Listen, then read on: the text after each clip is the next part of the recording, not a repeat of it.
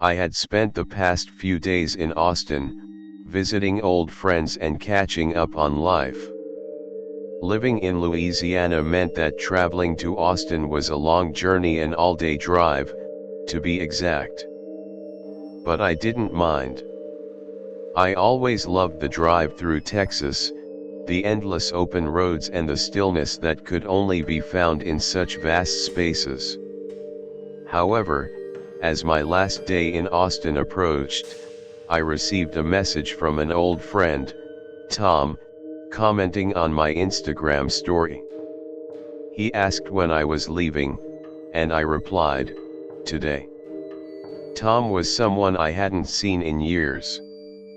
We were close back in high school, but after graduation, life took us in different directions. We had stayed in touch over social media, but the conversations had become few and far between. His message reminded me of all the good times we had shared back in the day. His words were a simple invitation, "Hey man, I live an hour outside of Austin. It's in the direction of home for you. Stop by, let's catch up." I hadn't expected it, but it seemed like a good idea. "Sure," I said. "Why not?" I plugged his address into my GPS and it showed an hour-and-a-half drive, a relatively short detour. That didn't bother me. Tom and I had been friends during some of the most carefree years of my life, and a little extra time on the road wouldn't hurt. The drive to Tom's house felt strange, like time had warped. I had driven this road before, but it felt like I was in an unfamiliar landscape. The trees that lined the side of the highway were taller than I remembered, and the wind seemed to carry a heaviness. When I finally arrived at his place, I noticed immediately that his house looked older, almost vintage. It wasn't decrepit or run down, but there was something about it that made it stand out from the modern, cookie-cutter homes around it. The wooden porch creaked beneath my steps as I made my way to the door. As soon as Tom opened it, the familiar smell of old wood and rustic furniture filled the air, something timeless, like stepping into a forgotten era. The house had a distinct charm, a reminder of a simpler time, but also something heavier. Something that felt out of place. Tom greeted me warmly, as if no time had passed at all. His welcoming smile made me feel at home instantly, like I had never left. "It's been too long, man," he said, pulling me inside. The inside of the house was just as I had imagined, old, but full of character. The furniture looked like it hadn't changed since the 70s, and the worn hardwood floors creaked underfoot with every step. There was a warmth to the place, something that made it feel comforting yet eerie. It was almost like stepping into the past, where time didn't quite move the same way. We sat down in his living room, the conversation flowing easily between us. We caught up on life, our old friends, the paths we had taken, and the things that had changed over the years. As the sun began to set, we cracked open a bottle of whiskey. It was 5 p.m., but the night was settling in early, the shadows growing longer with every passing moment. One drink turned into two, and then three. The alcohol relaxed my body, making everything feel cozier, yet heavier. The warmth in my chest was comforting, but it also made the room feel smaller, more intimate. Hours passed like minutes, and as the evening wore on, Tom asked the question I had been anticipating. "Hey man, you've got a long drive back to Louisiana, why don't you crash here tonight?" he offered, clearly seeing the effects of the whiskey on me. I hesitated for a moment, but he was right. I wasn't in any shape to drive. Yeah, sounds like a good idea, I said, agreeing. Can I take the couch? Nah, Tom replied. I've got a spare room. It's nothing fancy, but it's better than the couch. I was too tired to argue, so I agreed and followed him down the narrow hallway to the spare room. The room was dark, but it had an eerie stillness to it, like it hadn't been used in a long time. The air felt stagnant, heavy with the weight of silence. It was as though the room itself had been waiting for me to enter, and in some strange way, I felt a sense of unease creeping over me. Without thinking, I collapsed onto the bed, feeling the fatigue of the day and the alcohol pulling me under. I was out like a light. Sometime in the middle of the night, I woke up with a dry mouth and a spinning head. The room was dark, save for a sliver of moonlight sneaking through the blinds. I couldn't shake the feeling that something wasn't right, something that lurked in the darkness, just beyond my sight. I rolled over to check the time, but something caught my eye in the corner of the room. It was a figure. At first, I thought it was just a coat hanging on the closet door, but as my eyes adjusted to the dim light, I realized it was more than that. The shape was too broad, too wrong. It didn't look like a coat at all. It looked like a silhouette, a person, or something that resembled one, standing in the corner of the room. I felt my heart race. I tried to convince myself that I was just imagining things, that it was the alcohol playing tricks on my mind. But the figure didn't move. It didn't seem like a trick at all. The longer I stared at it, the more I was convinced it was real. I turned over, trying to push the thought from my mind. It was just a coat. Nothing more. But when I closed my eyes, I could still see it. The shape, the dark presence in the corner. I rolled over again, hoping that when I opened my eyes, it would be gone. But no, there it was. Still there. Watching. Waiting. I squeezed my eyes shut, my breath coming faster now. I tried to calm myself. It was just a figment of my imagination, right? I couldn't focus anymore. I closed my eyes and drifted into a restless sleep, but it wasn't a peaceful slumber.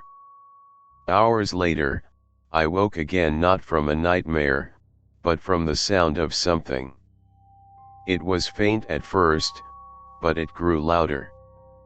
Creaking. It was like the sound of someone walking slowly across the floor, careful not to make a sound, but each footstep creaked against the old floorboards. I opened my eyes, the sound piercing through the fog of alcohol. The room was darker now, the moonlight no longer reaching through the blinds. I turned my head slowly toward the corner where the figure had been. It was gone. My heart dropped. There was nothing in the corner anymore, just an empty closet door. I pushed myself up in bed, the room spinning as I stood. My legs were shaky, and my head felt like it was in a fog. I stumbled toward Tom's room, praying that this was just a bad dream. Maybe I had imagined the whole thing. Maybe I had been too drunk. I knocked lightly on his door. "Tom," I whispered, shaking him awake. He was deep in sleep, but eventually, he stirred, his eyes squinting in confusion. "What's wrong?" he muttered, still half asleep.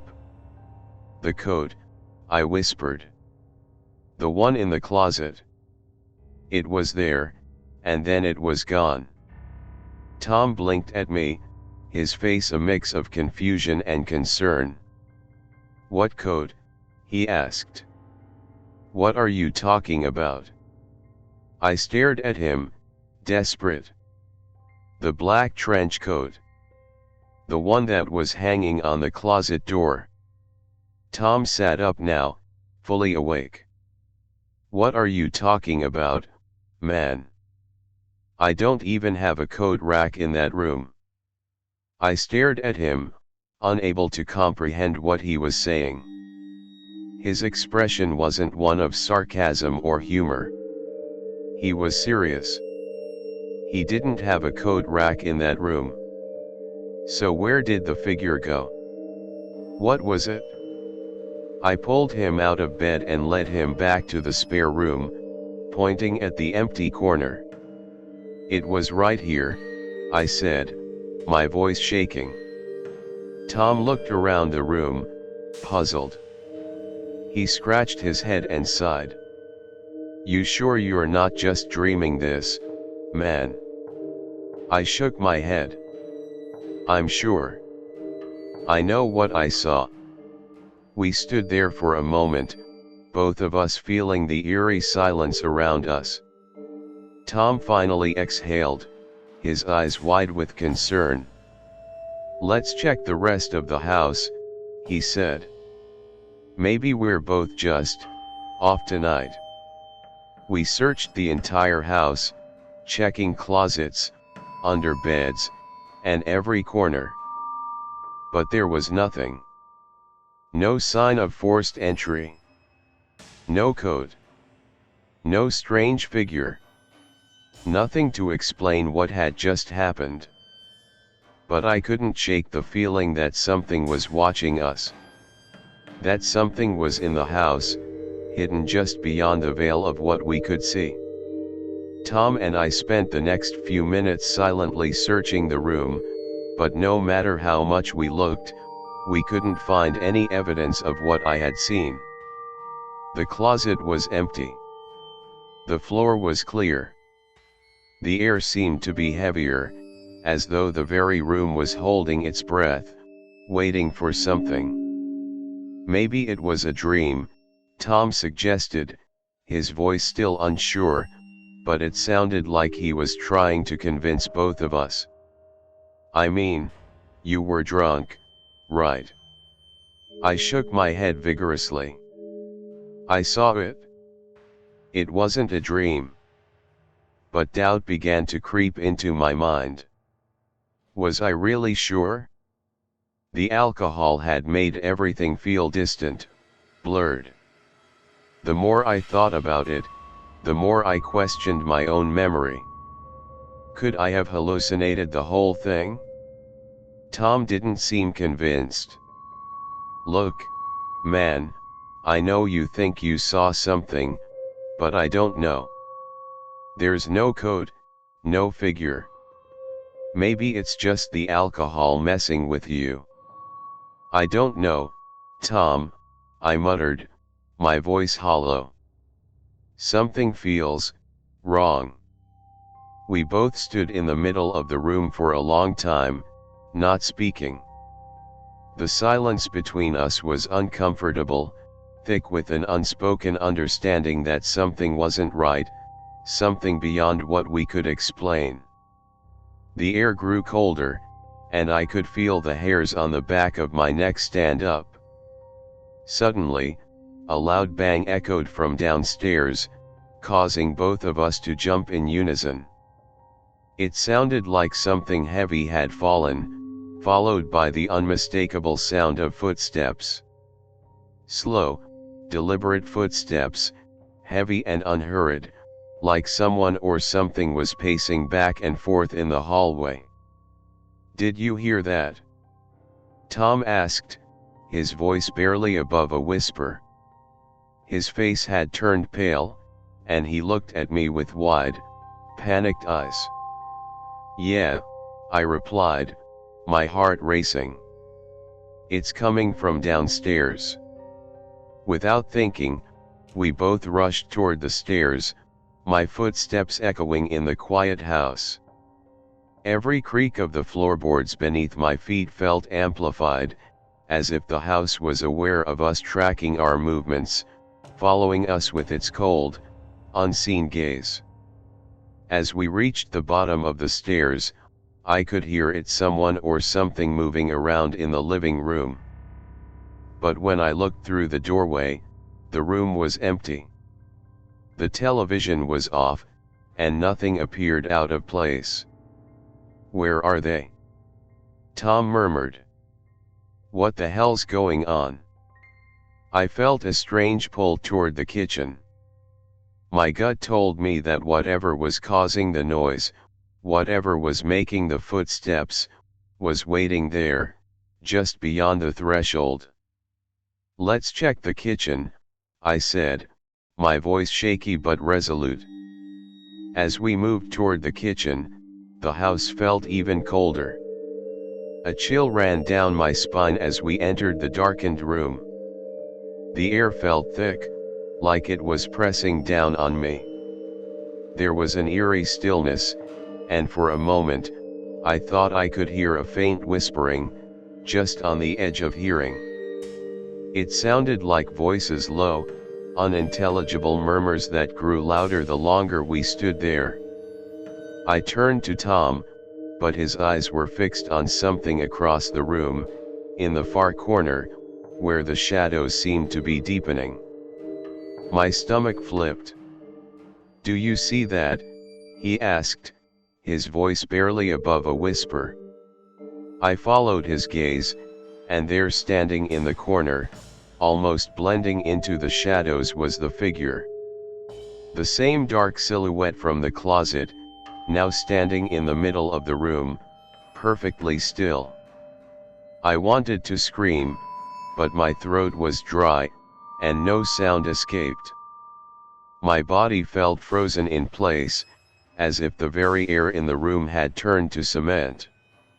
Tom stepped back slowly, his eyes wide with terror. "No, no way," he muttered, backing up further into the hallway. Before I could respond, the figure moved.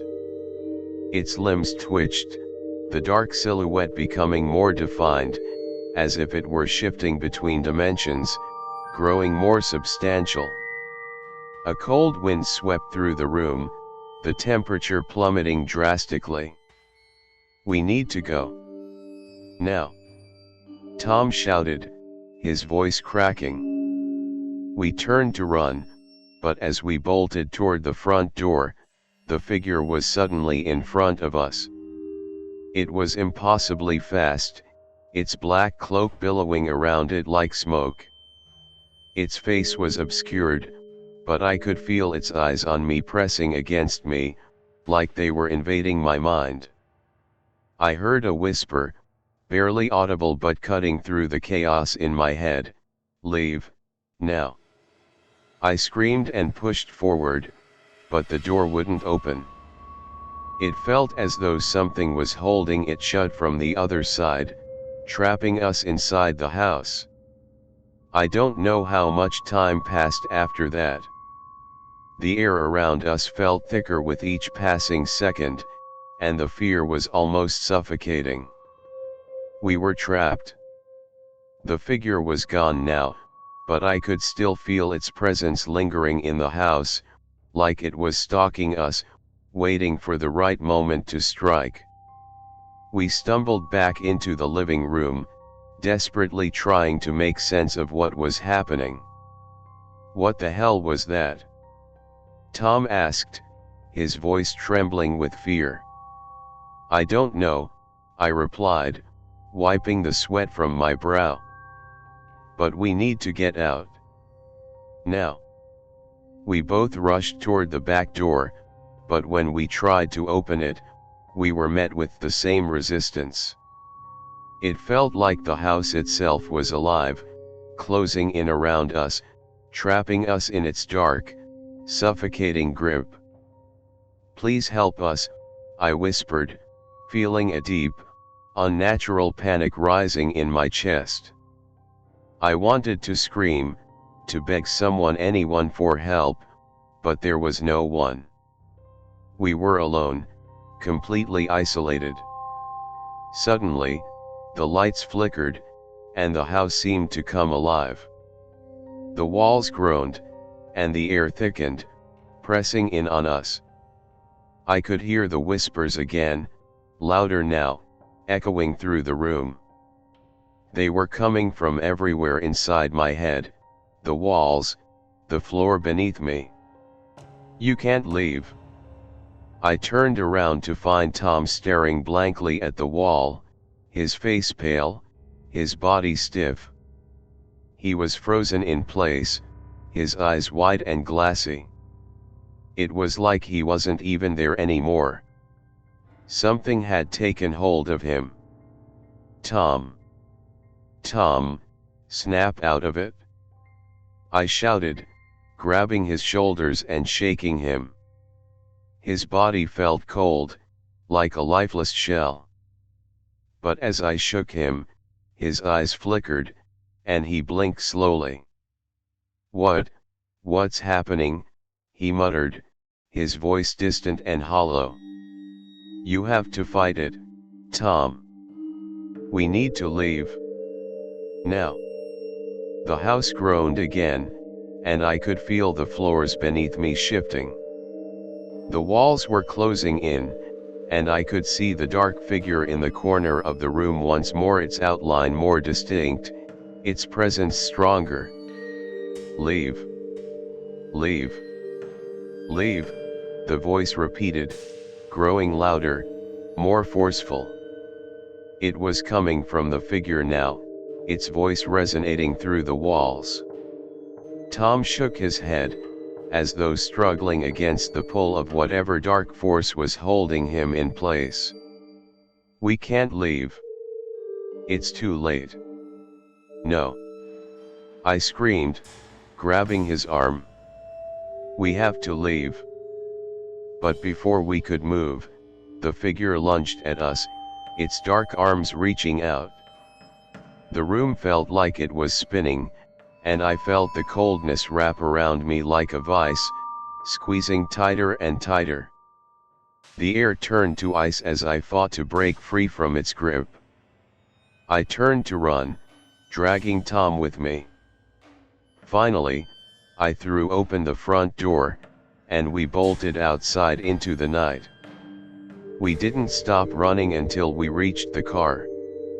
I could feel the house behind us, like it was watching us through the window. As we climbed into the car, I slammed the door shut, my hands trembling as I gripped the steering wheel. "Go," Tom gasped. "Go now."